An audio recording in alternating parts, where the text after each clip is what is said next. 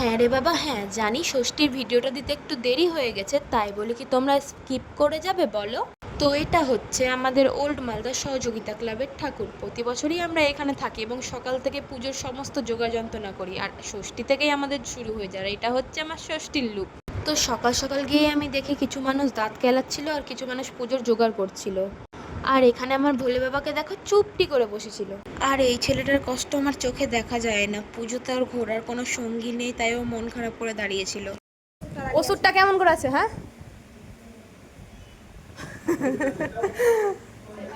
তো ষষ্ঠীর দিন সেরকম তো কোনো পুজো থাকে না, সেই কারণে আমরা বসে বসে আড্ডা দিচ্ছিলাম এবং রাতের বেলা আমি আমার ফ্রেন্ডসদের সাথে ঘুরতে বেরিয়েছিলাম। আর আজকে জানো তো আমি প্রচণ্ড খুশি ছিলাম, কারণ আজকে আমার ডার্লিংয়ের আসার কথা ছিল বালুরঘাট থেকে। তো যাই হোক, এখানে কিছু মানুষ ফুচকার দোকানে লাইন দিয়েছিল এবং কিছু মানুষ নিজের পায়ে ব্যান্ডেড করছিল। অবশেষে ফুচকার ভাটিগুলো হাতে পেয়ে ওরা অনেক খুশি হয়ে পড়েছিল। দেন তারপরে আমরা কিছু কিছু করে ঠাকুর দেখি। আর আমি বারবার ঘোরার সময় টাইমটা খেয়াল করছিলাম, কারণ আমি অপেক্ষা করছিলাম আমার ডার্লিংয়ের জন্য যে কখন আসবে আর কখন ঘুরতে বেরাবো।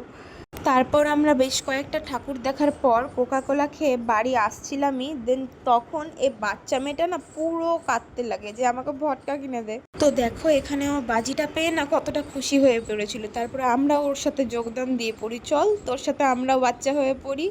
আরে আমি তো ভেবেছিলাম পাখির বাসা, এটা তোর মাথা? Sorry sorry. ওলে বাবা গো, কি লজ্জা কি লজ্জা। দেন তারপর আমার ডার্লিং আসে, তারপর আমরা ডার্লিংয়ের সাথে বেরিয়ে পড়ি এবং কিছুটা ঘোরার পর আমরা বাড়ির দিকে চলে আসি। তো আজকের মতো এতটুকুই, আবার দেখা হবে অন্য কোনো মিনি ব্লগে। টাটা।